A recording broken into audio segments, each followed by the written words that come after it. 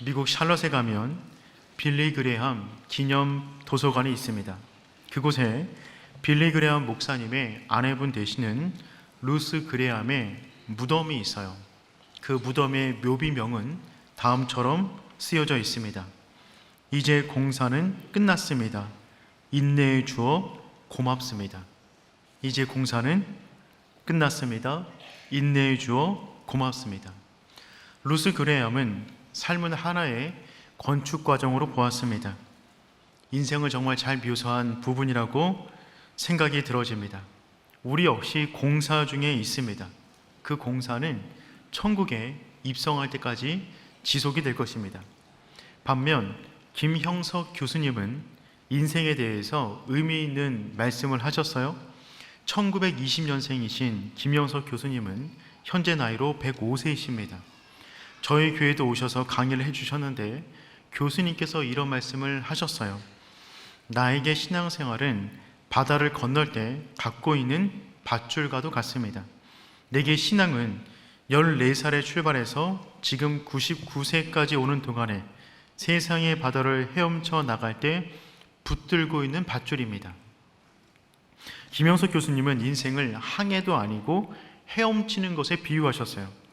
그 헤엄을 치는 가운데 떠내려가지 않기 위하여 자기가 끝까지 붙잡고 있었던 그것이 밧줄인데 그 밧줄을 신앙이라고 표현하셨습니다.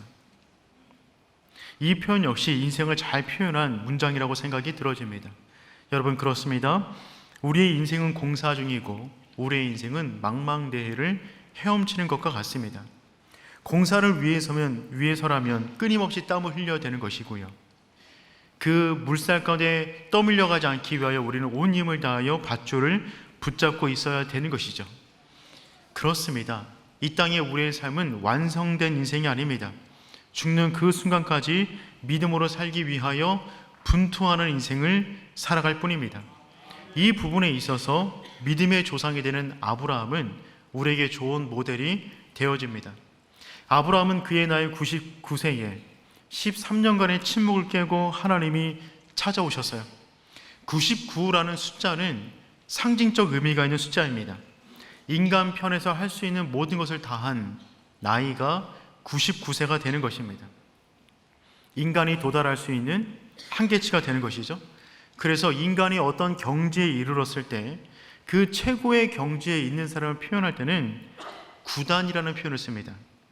정치 구단, 야구 구단, 바둑 구단입니다. 10단은 없습니다. 온 우주를 담고 있다는 바둑판을 만들 때도 그 바둑판은 가로와 세로 줄이 19줄씩 있습니다. 그 의미를 담고 있는 것이죠. 사람의 생일을 축하할 때도 백수는 100살에 축하하는 생일잔치가 아니라 99세에 하는 생일잔치입니다. 그러니 99라는 숫자는 인간이 다다를 수 있는 최고의 경지, 한계를 말하는 상징적 의미를 담고 있는 숫자가 되는 것이죠. 아브라함의 인생 99세에 하나님이 찾아오셨어요. 그의 인생 99세라는 말은 그가 할 수 있는 모든 최선을 다했다는 말입니다. 그가 할 수 있는 모든 최선을 다했는데 그에게 남아있는 것은 이스마엘 하나밖에 없었어요. 그마저도 하나님이 약속하신 약속의 자녀가 아니었습니다. 우리 인생 역시 마찬가지입니다. 우리 인생의 99라는 인생의 한계 앞에서 멈춘 분들이 많이 계십니다. 인생을 최선을 다해서 살았습니다. 딴짓하지 않았어요. 온갖 노력을 다했습니다. 성실했습니다. 그런데 99를 넘어가지 못하고 그 한계의 벽 앞에서 웅크리고 있는 분들을 많이 보게 됩니다. 물이 끓기 위해서라면 99도까지도 안 됩니다. 1도가 더 올라가서 100도가 돼야만 물이 끓는 거죠. 이때의 1도는 단순한 1도가 아닙니다. 액체인 물을 기체로 바꾸는 질적 변화를 일으키는 1도가 그 1도가 되는 거죠. 그러니 그때의 1도는 물의 전부일 수도 있습니다. 지금까지 아무리 잘해도요, 그 1도가 더해지지 않으면 우리 삶 가운데 큰 변화를 맞이할 수 없는 것과 같습니다. 1년 내내 농사를 열심히 지었는데 결국 맺은 곡식이 속이 텅 빈 쭉정이라면 얼마나 안타깝겠습니까? 잎이 무성한 무화과 나무가 되었는데 열매를 찾을 수가 없다면 그것만큼 안타까운 일도 없는 것이죠. 그래서 우리 인생은 공사 중이고 떠밀려 가지 않게 해서 밧줄을 붙잡고 있는 것처럼 모든 순간에 하나님의 은혜가 필요한 줄 믿습니다. 하나님은 그러한 상징적 숫자가 있는 99세에 아브라함을 찾아오셨어요. 그리고 아브라함의 인생의 한계선 99를 뛰어넘을 수 있는 하나님의 놀라운 작업들을 이제 시작하십니다. 세 가지로 일을 시작하시는데, 첫 번째는 무엇이냐면 하나님의 새로운 이름을 아브라함에게 알려주셨어요. 99를 뛰어넘어 하나님의 숫자인 100으로 넘어가기 위하여 아브라함에게 필요했던 하나님의 이름은 엘샤다이 하나님, 전능하신 하나님의 이름이었습니다. 자신의 한계를 뛰어넘는 전능하신 하나님의 능력을 믿는다면 그 새로운 단계로 들어갈 수가 있단 말입니다. 두 번째로 하나님은 아브라함의 이름을 아브라함으로 바꾸셨어요. 99세까지 아브라함은 존귀한 아버지 아브람이라는 이름으로 살았습니다. 그 한계를 뛰어넘기를 원한다면 새로운 정체성, 이름을 가져야 되는 것이죠. 그래서 열국의 아버지 아브라함이라는 이름을 주셨습니다. 그리고 오늘 본문에서는 그 새로운 믿음의 단계로 들어가기 위한 세 번째 일을 행하시는데, 그것은 무엇이냐면 조금 전에 말씀드린 첫 번째와 두 번째가 반드시 이루어질 것을 확신하는 계약서를 작성하는 것입니다. 창세기 17장 11절 말씀 우리 함께 읽어보겠습니다. 너희는 포피를 베어라. 아멘. 계약은 말로 하는 것이 아니라 문서로 하는 것입니다. 계약의 이행은 문서 가운데 사인할 때 그때부터 법적 효력을 갖게 되는 것이죠. 하나님께서 첫 번째, 두 번째 작업을 하신 다음에 이 모든 약속은 너를 위한 약속이야, 반드시 이루어질 거야 라며 계약서를 지금 작성하시는데, 어디에다가 계약서를 작성하냐면 아브라함의 몸에다가 계약서를 작성하십니다. 이것이 나와 너희 사이의 언약의 표징이 되리라. 하나님이 아브라함과 맺으시는 언약의 독특한 점은 그 계약서를 종이에다가 새긴 것이 아니라 아브라함의 몸에 새겼어요. 그게 뭐냐면 할례입니다. 당시 무언가 중요한 언약을 맺을 때는 피의 언약을 맺는다고 말씀드렸어요. 짐승을 잡아다가 반을 갈라 엄중한 계약을 맺듯이 지금 하나님과 아브라함 사이에 약속을 하면서 마치 짐승을 가르듯 아브라함의 몸의 일부를 갈라 그 엄중한 계약서를 아브라함 몸에 새겨 넣은 것입니다. 그 할례는 그러한 계약서의 의미를 담고 있는 거죠.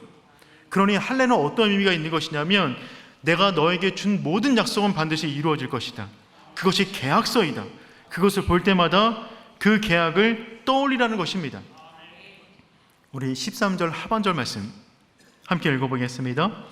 내 언약이 너희 살에 있어. 아멘. 내 언약이 너희 살에 있어. 너희 살에다가 계약서를 썼다는 것입니다. 그러니 그 계약서는 지워지지가 않아요. 잃어버릴 수도 없어요. 까먹을 수도 없어요. 영원한 언약이 되는 것입니다. 하나님께서 우리에게 약속하신 그 약속이 이루어지기를 원한다면 조건은 단 한 가지밖에 없어요. 그 조건은 무엇이냐면 믿음으로 나아가는 것입니다. 그런데 문제는 무엇이냐면 믿음이 흔들린다는 것이 문제가 되는 거예요. 누구 편에서 믿음이 흔들리냐면 우리 편에서 믿음이 흔들립니다. 그래서 그 믿음이 흔들리지 말라고, 그 믿음을 잃어버리지 말라고, 하나님이 너에게 준 그 약속을 잃어버리지 말라고 잊어버릴 수 없는 방식으로 그 몸 가운데 계약서를 새겨 넣으신 것입니다. 그래서 결국 이 세 가지 일은 아브라함의 정체성을 바꾸기 위한 일이셨어요. 다시 한번 정리해보면 처음에 하나님께서 하나님의 새로운 이름을 알려주셨어요. 전능하신 하나님, 엘샤다이 하나님. 이것은 세상을 바라보는 관점을 바꾸는 것입니다. 이 세상을 움직이는 힘이 세상의 논리가 아니라 전능하신 하나님이 움직이신다는 거예요. 세상을 그렇게 바라보는 사람은 그와 같은 믿음으로 살아가게 된다는 것이죠. 두 번째, 아브라함의 이름을 아브라함으로 바꾸셨어요. 외적인 정체성을 바꾸는 것입니다. 다른 사람이 그 사람의 이름을 부를 때 내가 누구인가 정체성을 깨달으라는 것입니다. 99세까지 존귀한 아버지 아브람으로 살았지만 이제부터는 아브라함, 열국의 아버지, 사람들이 만날 때마다 열국의 아버지라고 말하는 그 순간에 내가 누구인지 정체성을 깨달아낼 것입니다. 세 번째, 할례는요, 내적인 정체성을 새기는 작업이에요. 몸에 할례를 새김으로 인하여서 이름은 다른 사람이 사용하는 것이지만 할례는 나만이 볼 수 있는 것입니다. 내 안에 있는 은밀한 부분을 내가 확인할수록 내가 누구인지를 깨닫게 만드시는 하나님의 정체성을 새기는 작업이 할례가 되는 것이죠. 그러니 지금 하나님은 99세까지 가지고 왔던 아브라함의 정체성을 100세 이후로 살아가는 정체성으로 바꾸기 위하여 이 세 가지를 행하고 있는 거예요. 성도 여러분, 결국 정체성입니다. 우리가 이 땅가운데 살아가면서 어떠한 정체성을 갖고 있느냐가 우리의 모든 외적인 반응을 결정하는 것입니다. 믿음으로 살아가다가 흔들렸던 분들이 계시다면 그분들은 아마 정체성이 먼저 흔들렸을 겁니다. 하지만 환경이 어떠한가 상관없이 계속해서 믿음으로 걸어가는 사람이 있다면 그 사람은 단단한 정체성 위에 서 있는 겁니다. 그러니 사랑하는 성도 여러분, 하나님의 사람으로서의 정체성을 잃어버리지 않는 복된 성도 되기를 축복합니다. 정체성이 흔들리면 목사도 별 수 없어요. 정체성이 흔들리면 목사도 넘어지는 겁니다. 어느 40대 남성이 60대 어머니에게 불평을 토로합니다. 저 이제 교회 가지 않겠습니다. 교회 가는 게 너무 싫습니다. 어머니가 물어봐요. 왜 그러냐? 아들이 세 가지 이유를 논리적으로 말을 합니다. 첫 번째, 주일만큼이라도 늦잠 자고 싶습니다. 너무 공감하지 말아주세요. 두 번째, 교회 가면 일이 너무 많아요. 나만 기다리고 있는 것 같아요. 할 일이 너무 많아요. 주중도 힘든데 주일은 더 피곤해요. 세 번째, 저를 싫어하는 사람들이 있습니다. 그 말을 듣는 어머니가 단호하게 말을 합니다. 너가 반드시 교회에 가야만 하는 세 가지 이유를 말해주겠다. 첫 번째, 예배는 선택이 아니라 명령이다. 네가 선택할 수 있는 게 아니야. 두 번째, 교회에서 할 일이 많은 건 축복이다. 너를 그만큼 기다리고 있는 사람들이 많으니 얼마나 좋겠어. 세 번째, 내가 반드시 교회를 가야만 하는 이유는 내가 그 교회 담임 목사이기 때문이다. 이 말을 누가 만들어낸지 모르겠지만 정말 잘 만들어냈어요. 목사도 정체성이 흔들리면 교회 가고 싶지 않아요. 흔들리는 겁니다. 정체성이 흔들리면 인생의 뿌리가 흔들리는 거예요. 저 역시 마찬가지입니다. 아무 생각 없이 무표정으로 길거리를 걸어가고 있다가 누군가 목사님 이라고 부르면 저도 모르게 입꼬리가 올라가요. 미소가 띄어져요. 왜 그러는지 모르겠어요. 제가 저를 보니까 목사님이라는 말에 제 온몸이 반응하고 있더라고요. 지난주에도 저희 교회에서 둔촌역까지 걸어갈 일이 있었는데 걸어가는 동안에 목사님 5번 들었어요. 그때마다 미소가 지어지더라고요. 운동하러 갔습니다. 헬스장 가서 역기를 들고 있는데 어떤 분이 목사님, 그 순간 제가 목사처럼 헬스를 들고 있더라고요. 웃으면서 들고 있어요. 미소 지으면서. 얼마나 힘들었는지 모릅니다. 정체성이 밝혀지는 순간에 거기에 맞게끔 우리는 몸이 반응할 수밖에 없어요. 그러니 사랑하는 성도 여러분, 하나님의 사람으로서의 정체성이 명확하기를 축복합니다. 그 정체성을 아예 새겨 넣으신 것이 할례입니다. 그런데 그 할례는요, 육신의 흔적을 새기는 것이지만 더욱더 중요한 의미는 영혼의 흔적을 새기는 거예요. 마치 결혼식보다 중요한 것은 결혼 생활이듯이 할례보다 중요한 것은 할례 이후에 그 의미에 걸맞게 살아가는 것입니다. 그것은 무엇이냐면 내면의 할례를 받는 거예요. 로마서 2장 29절 말씀 우리 함께 읽어보겠습니다. 오직 이면적 유대인이 유대인이면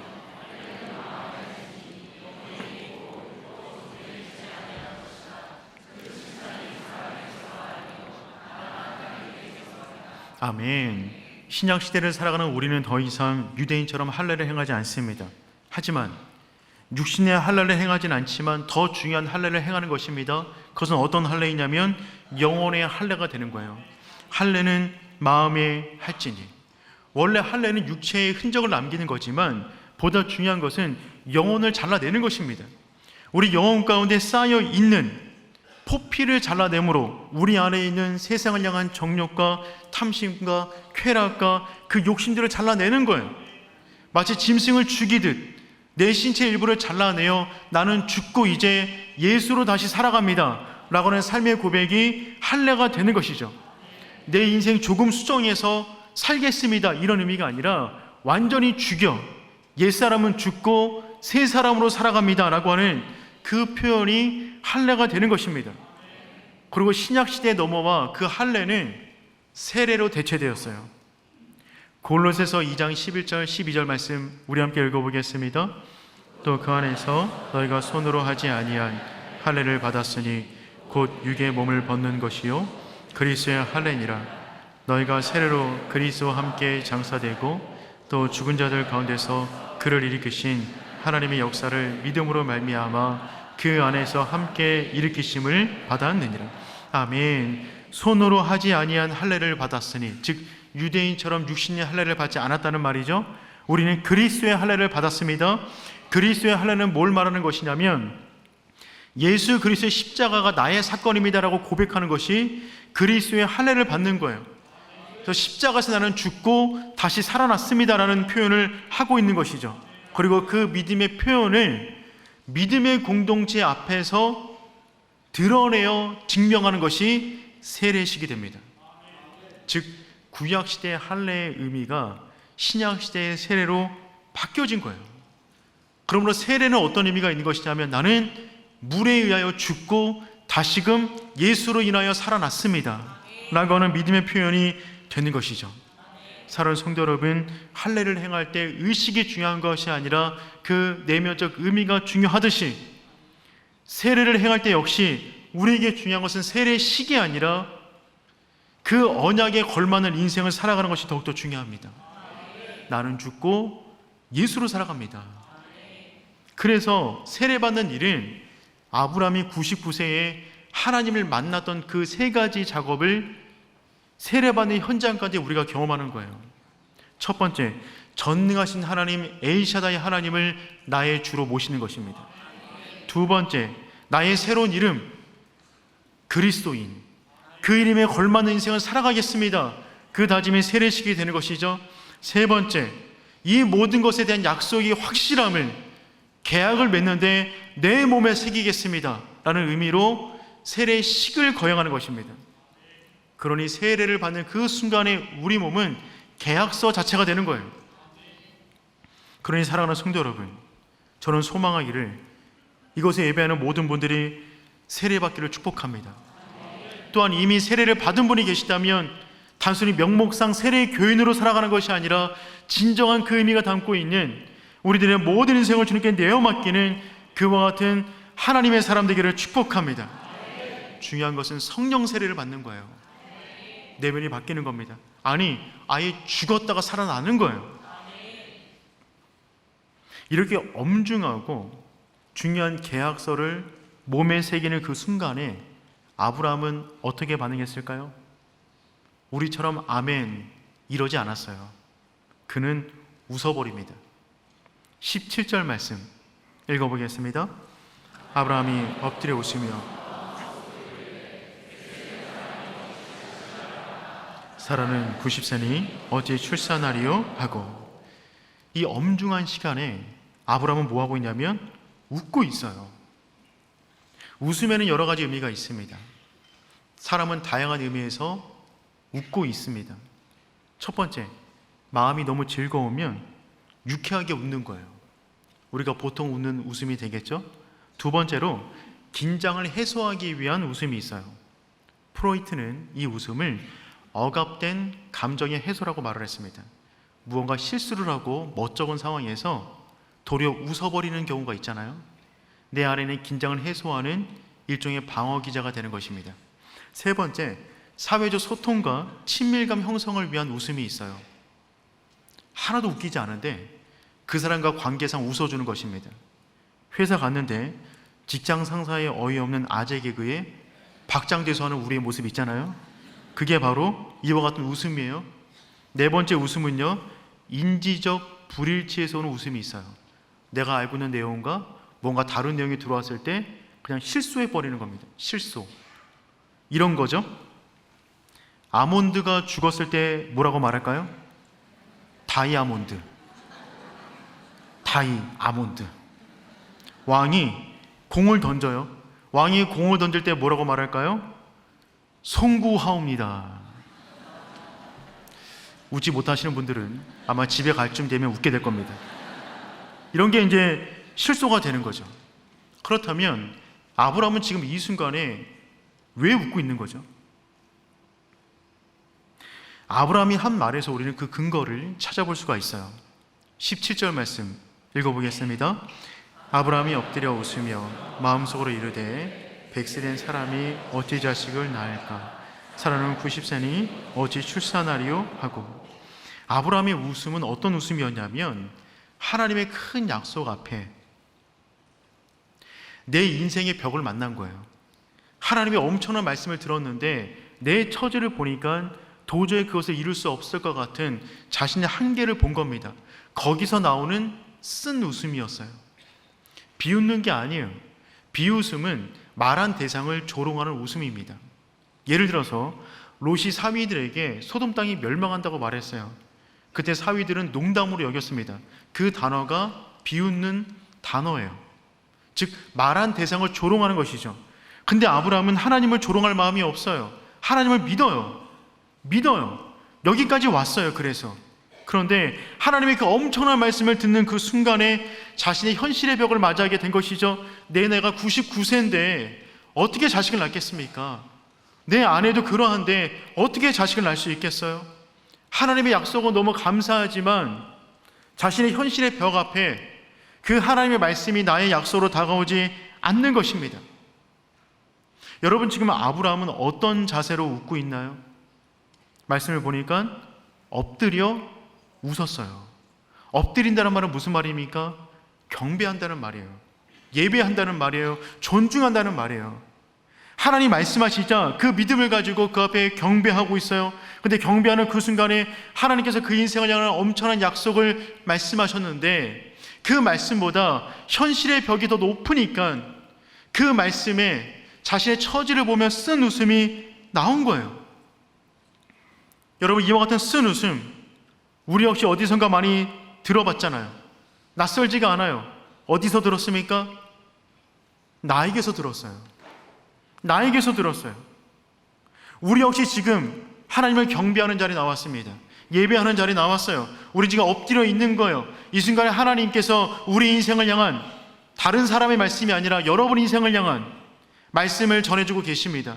그런데 그 말씀을 듣는 그 순간에도 우리는 그 말씀을 그냥 내 인생을 향한 레마의 말씀으로 품는 것이 아니라 내 인생의 벽이 너무 높다 보니 내 현실이 고달프다 보니 그 말씀을 있는 그대로 받아들이지 못하고 쓴 웃음을 짓고 있다는 것입니다.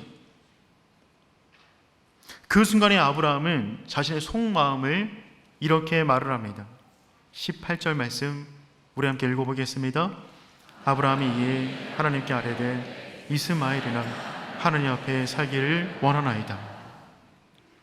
하나님이 엄청난 약속의 말씀을 주시는데 그 앞에서 뭐라고 말하냐면 이스마엘이나 하나님 말씀 참 감사해요.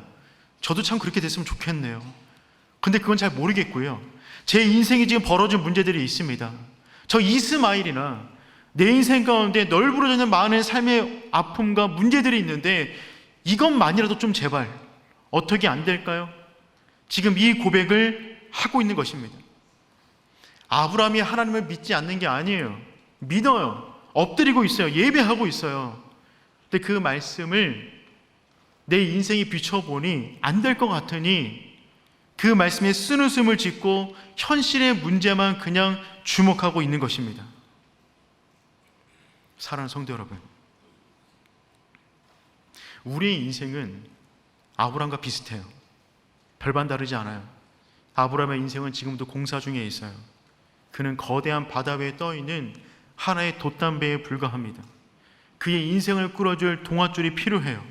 우리 역시 마찬가지예요. 그러니 사랑하는 성도 여러분, 반드시 믿으시길 바랍니다. 하나님에게 늦은 때라는 것은 없어요. 하나님에게 늦은 때는 없어요. 하나님의 때가 가장 아름다운 때가 되는 줄 믿습니다. 혹시 우리 가운데 이런 마음 드시는 분이 계십니까? 나는 아브라함이 아니잖아요. 나는 아브라함이 아니잖아요. 이런 마음 드시는 분이 계세요? 그 말은 정확하게 맞습니다. 여러분은 아브라함이 아니에요. 하지만 그 하나님은 그 하나님이 맞습니다. 우리가 믿고 있는 그 하나님이나 아브라함 인생 가운데 역사하신 그 하나님이나 동일한 하나님이 계세요. 여러분은 다윗이 아니에요. 괜찮아요. 하지만 그 하나님은 동일한 하나님이세요. 다윗의 인생을 인도하신 하나님이 내가 믿고 있는 하나님이란 말입니다. 우리는 다니엘이 아니에요. 다니엘이 될 필요도 없어요. 하지만 괜찮아요. 우리가 믿고 있는 하나님은 동일한 하나님이 되십니다. 그 하나님이 동일하시다면 그들의 인생 가운데 행하신 그 역사가 우리 삶 가운데도 일어나게 되는 줄 믿습니다. 그러니 성도 여러분, 우리의 인생의 99세든 한계든 높은 절망의 벽 앞이든 주님께서 우리에게 말씀하시면 손을 내미시면 그 손을 붙잡고 다시 한번 일어날 수 있는 하나님의 사람 되기를 축복합니다. 지난주에 뮤지컬 알라딘을 보았어요. 저에게 이성경 자매가 자스민 공주로 나오는 뮤지컬입니다. 정말 이성경 자매는 실사판 공주 같았어요. 보는 내에 정말 즐겁고 행복한 시간이었습니다. 알라딘 하면 두 개의 장면이 인상적인데 그 장면마다 동일한 대사가 나옵니다. 그 대사는 무엇이냐면 나를 믿나요? 나를 믿나요? 이 대사가 결정적인 순간에 두 번 등장하는데 첫 번째는 알라딘이 군사들에게 쫓길 때 이 자스민 공주에게 손을 내밀면서 절벽 위에서 성벽 위에서 나를 믿나요? 라고 말한 다음에 손을 붙잡고 함께 뛰어내려요. 첫 번째 장면. 두 번째 장면은요, 알라딘이 마법 양탄자를 타고 왔어요. 그 가운데 자스민 공주에게 손을 내밀면서 말을 합니다. 나를 믿나요? 그때 자스민 공주가 예스 라고 말을 하고 그 손을 잡아요. 양탄자 위로 올라옵니다. 그때 그 순간에 그 유명한 알라딘의 주제곡이 나오는 겁니다. A whole new world. 전적으로 새로운 세상. 음악이 나갈 뻔했어요. 그 가사는 다음과 같습니다. 완전히 새로운 세상. 전혀 몰랐던 눈부신 장소. 하지만 여기 올라오니 모든 게 너무나 선명해. 이제 당신과 함께 새로운 세상이 있어요. 나를 믿나요? 손을 내밀었을 때, 그 손을 잡아 올라탔을 때 새로운 세상을 보게 되었다는 것입니다. 완전히 새로운 세상이었어요. 땅을 밟고 보던 세상이 아니라 하늘 위를 날아가는 완전히 새로운 세상을 보게 되었단 말입니다. 무엇이 그 세상을 보게 만들었습니까? 믿음이 보게 만든 거예요. 나를 믿나요? 그 믿음이 새로운 세상을 보게 만드는 것입니다. 하나님은 지금도 수도 없이 말씀을 통하여 우리 인생 가운데 손을 내밀고 계세요. 나를 믿느냐?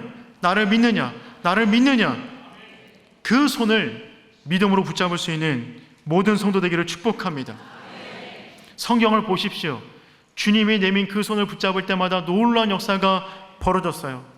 예수님이 죽은 야이로의 딸의 손을 붙잡고 외치십니다. 달리다군, 소녀야 일어나라. 그 순간에 그 소녀는 죽었다가 살아나는 새로운 세상을 경험하게 됩니다. 물에 빠져들어가는 베드로, 주님께서 물 위를 걸어오셔서 손을 내밀어 그를 붙잡으십니다. 일으켜 세웠을 때 그는 죽어가는 물속에서 살아나는 역사를 경험하게 됩니다. 마가복음 8장으로 가면 눈이 먼 사람이 있는데 주님께서 그들의 손을 붙잡았어요. 성 밖으로 데리고 나가서 손으로 안수해 주시니까 새로운 세상을 보게 됩니다. 성경을 보십시오. 주님께서 내민 모든 손을 붙잡은 사람마다 그들이 이전에 보지 못했던 새로운 세상을 경험하게 되었어요. 성도 여러분, 하나님을 신뢰하십시오. 그 손을 붙잡으세요. 내 인생에 쓴웃음이 지어지는 그 순간에도, 내 인생의 절망의 장벽 앞에서라도 주님께서 말씀하신다면 그 말씀 붙잡고 주와 함께 동행하는 하나님의 사람 되기를 축복합니다. 너무나 감사한 것은 하나님은 우리의 쓴 웃음에도 화를 내지 않으세요. 하나님은 우리를 이해하시는 분이십니다. 하나님의 마음은 넓으세요. 우리의 쓴 웃음 자체도 품어주세요. 그리고 태어날 아이의 이름을 미리 알려주십니다. 19절 말씀 우리 함께 읽어보겠습니다. 하나님이 이르시되 아니라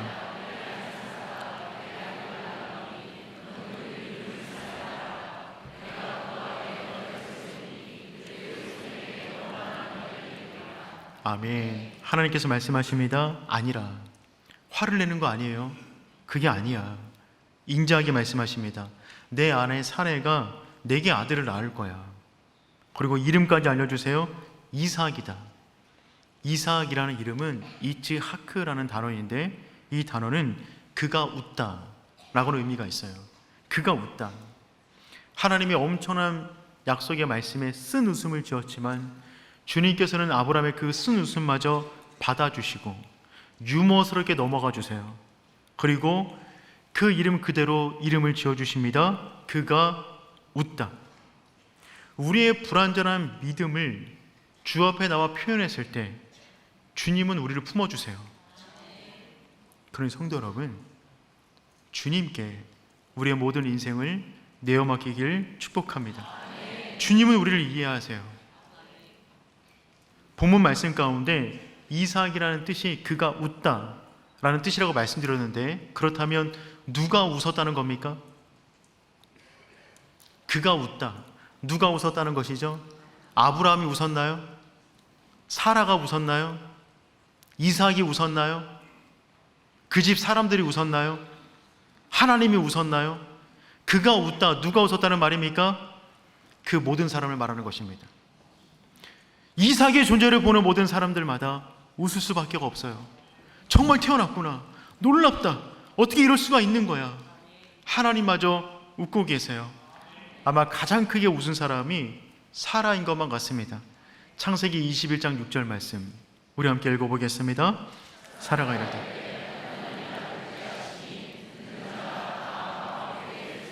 아멘. 사라는 이 순간의 그 웃음이 90평생 처음 경험하는 웃음이었어요.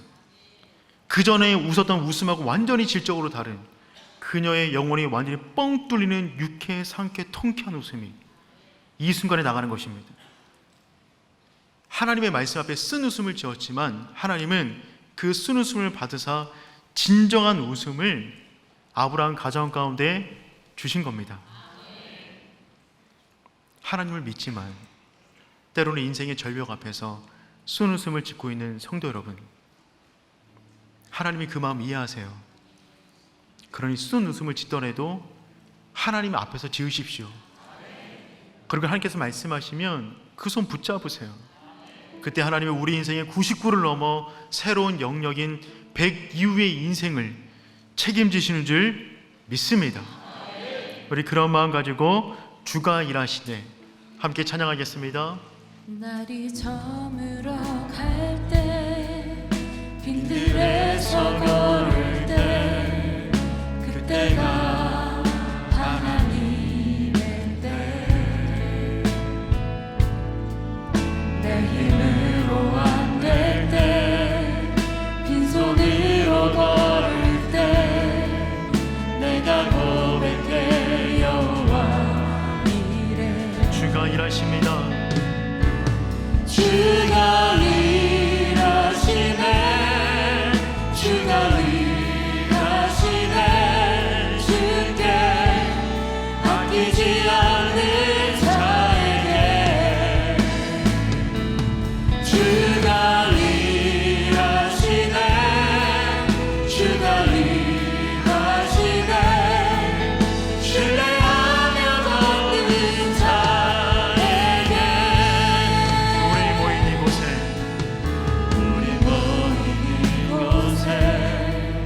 주님 함께 계시네 누리네 아버지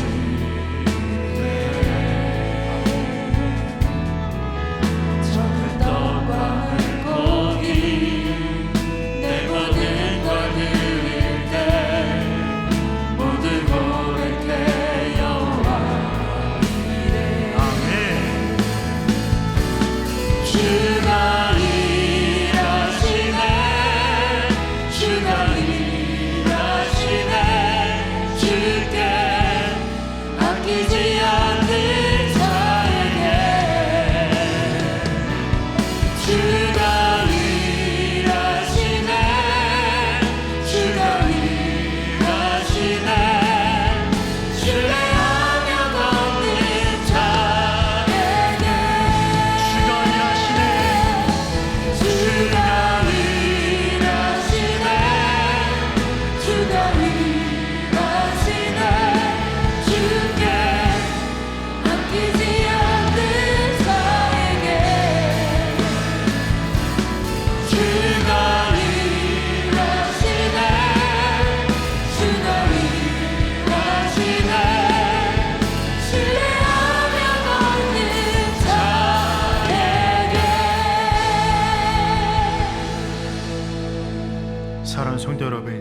하나님은 우리가 쓴 웃음을 짓고 있는 그 밤에도 일하십니다.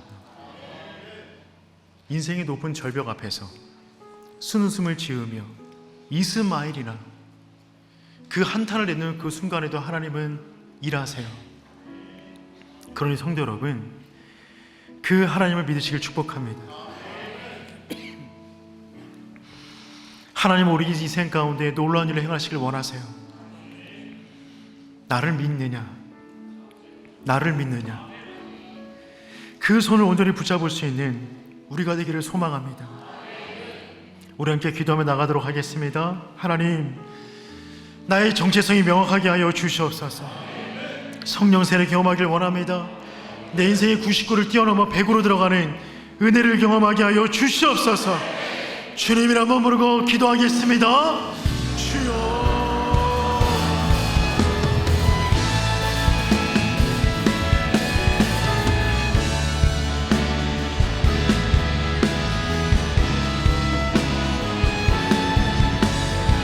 하나님 아버지 은혜를 더하여 주시옵소서. 아버지 은총을 더하여 주시옵소서.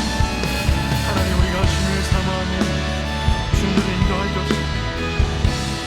아버지 그 말씀에 취하여 살아가 우리 모두 주님을 인도하여 주옵소서. 하나님, 우리가 하나님의 자녀입니다. 하나님의 것입니다. 은혜를 풀어주시고 놀라운 취하여 하나님 우리 모두 될 수 있도록 인도하여 주시사 함께 하여 주옵소서.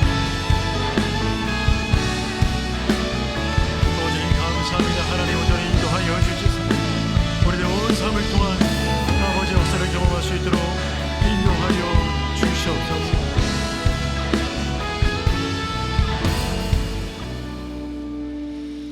하나님 감사합니다.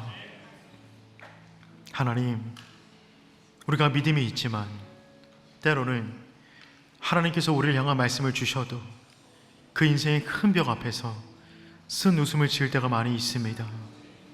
그럼에도 불구하고 우리를 품으시는 하나님 감사합니다. 우리의 믿음이 어제보다 더 성장하게 도와주시고 이 험한 인생을 살아감에 있어서 오직 엘샤다이 하나님, 그 하나님 이름 붙잡고 살아가는 우리 모두가 될 수 있도록 인도하여 주시옵소서. 하나님의 사람으로 정체성이 분명하길 원합니다. 그래서 하나님, 어디에 있든지 간에 나와 함께 하신 그 하나님, 내가 나를 믿느냐? 내가 주님을 믿습니다. 하나님께서 내미신 그 믿음의 손을 붙잡고 한 주간 살아가는 모든 인생 가운데 날마다 승리하는 복된 삶을 살아갈 수 있도록 인도하여 주시옵소서. 우리의 모든 쓴 웃음이 변하여 진짜 웃음이 될 줄 믿습니다. 한 주간 동안 그런 은혜를 경험하는 복된 한 주가 되게 하여 주시옵소서.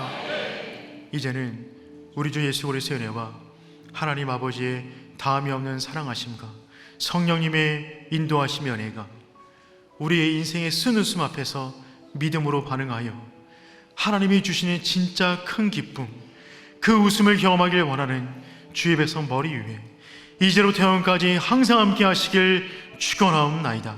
아멘.